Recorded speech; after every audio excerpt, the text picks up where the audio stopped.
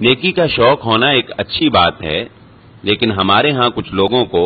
نیکی کا اتنا شوق ہوتا ہے کہ وہ اس شوق میں دوسروں کو تکلیف دینے سے بھی گریز نہیں کرتے۔ یاد رکھیے، ہمارا دین ہمیں قطعاً اس بات کی اجازت نہیں دیتا کہ ہم اپنے نیکی کے شوق کو پورا کرنے کے لیے دوسروں کو تکلیف دیں۔ اس کی بہترین مثال حجر اسود کا بوسہ ہے کہ حجر اسود کا بوسہ لینا ایک بہت بڑی فضیلت کا حامل ہے۔ یہ عمل بہت افضل عمل ہے، لیکن ہمیں شریعت اس بات کی اجازت نہیں دیتی کہ ہم دوسرے مسلمانوں کو تکلیف دیں، ان کو دھکے دیں، ان کو ایک دوسرے کے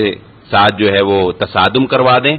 اور وہاں پر انتہائی نقصان کا باعث بن جائیں، اور اس دھکم پیل میں ہم اپنا شوق جو ہے وہ بوسہ لینے کا وہ پورا کر لیں۔ ہمیں شریعت اس بات کی اجازت نہیں دیتی۔ اس بات میں شک نہیں ہے کہ حجر اسود وہ افضل ترین پتھر ہے کہ جس کے بارے میں رسول اللہ صلی اللہ علیہ وآلہ وسلم نے ارشاد فرمایا تھا، نزل الحجر الاسود من الجنت وهو اشد بیاضا من اللبن۔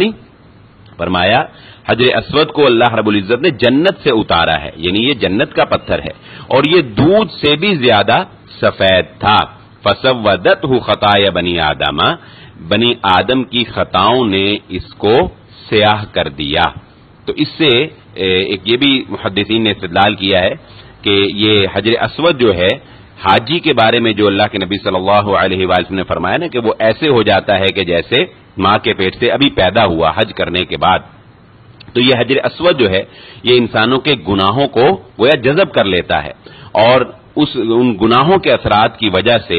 حجر اسود جو ہے اس کی رنگت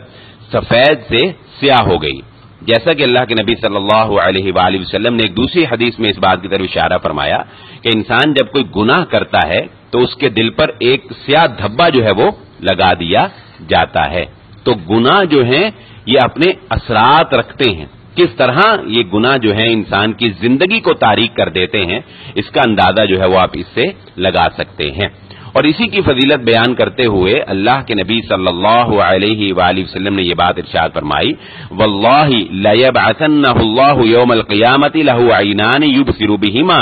کہ اللہ تعالیٰ قیامت کے دن حجر اسود کو لائیں گے اور اللہ تعالیٰ اس کو دو آنکھیں عطا فرما دیں گے، وَلِسَانٌ يَنطِقُ بِهِ، اور اس کو زبان دے دیں گے جس سے یہ بولے گا، يَشْهَدُ عَلَى مَنِ اسْتَلَمَهُ بِحَقٍ، اور یہ گواہی دے گا اس شخص کے بارے میں جس نے حق ادا کر کر اس کا استعلام کیا ہوگا۔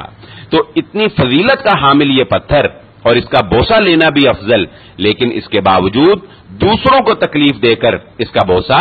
نہیں لیا جائے گا۔ اور یہاں پر حضرت عمر بن خطاب رضی اللہ تعالیٰ عنہ کا وہ قول بھی ذہن نشین رکھیے کہ یاد آ گیا کہ حضرت عمر رضی اللہ تعالیٰ عنہ نے حجر اسود کا بوسہ دیتے ہوئے یہ بات ارشاد فرمائی کہ میں جانتا ہوں کہ تو ایک پتھر ہے، کسی کا فائدہ نہیں کر سکتا، کسی کو نقصان سے نہیں بچا سکتا، لیکن تجھے بوسہ اس لیے دیتا ہوں کہ محمد الرسول اللہ صلی اللہ علیہ وآلہ وسلم کو تیرا بوسہ لیتے ہوئے دیکھا، یہ میرے نبی کی سنت ہے، اس لیے میں تیرا بوسہ لیتا ہوں۔